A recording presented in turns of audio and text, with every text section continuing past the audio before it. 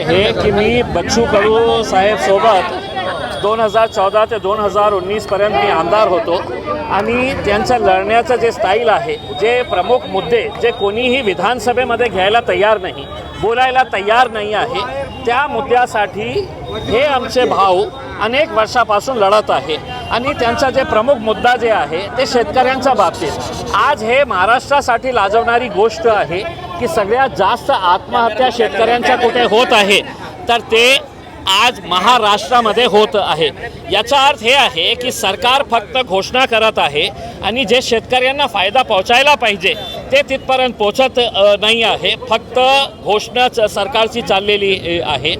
अपंग लोकांसाठी तुम्ही काय देत आहे, ते कशा आपला जीवन जगत आहे, त्यांच्यासाठी ते 6,000 रुपये मानधन देण्याची जी मागणी आहे, माझी तर अशी मागणी आहे की 6,000 रुपयेमध्येही काही होत नाही, कमीत कमी 10,000 रुपये। पण आता बच्चू कडू साहेबांनी हे जे मागणी केलेली आहे की कमीत कमी 6,000 रुपये तर करा।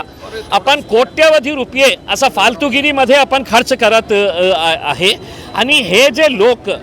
ज्यांच्या बाबतीत विधानसभेमध्ये कोणीही बोलायला तयार नाही, आता संपलेलं आहे विधानसभेचं अधिवेशन, त्याच्यामध्ये तुम्ही सांगा की कोणत्या शेतकऱ्यांच्या प्रश्नावर चर्चा झालेली आहे, कोणत्या अपंगांच्या बाबतीत चर्चा झालेली आहे, महिलांच्या बाबतीत कोणती चर्चा झालेली आहे। फालतू मुद्दे घेऊन विधानसभेचा वेळ त्यांनी वाया घालवला। आता बच्चू कडू साहेबांनी जे आंदोलन पुकारलेलं आहे, आम्ही सुरुवातीपासून आमचं समर्थन त्यांना दिलेलं होतं आणि आज त्याच्या आमच्या शहरामध्ये येत आहे। त्यांच्या आंदोलनाला आमचा पूर्ण पाठिंबा आहे आणि माझी विनंती आहे देवेंद्र फडणवीस साहेबांना की लवकरात लवकर याचा तोडगा काढा, जे मागण्या आहे पूर्ण करा, नाहीतर बच्चू कडू साहेब जे आंदोलन पुकारतील आम्ही त्यांना पाठिंबा देऊ आणि हे आंदोलन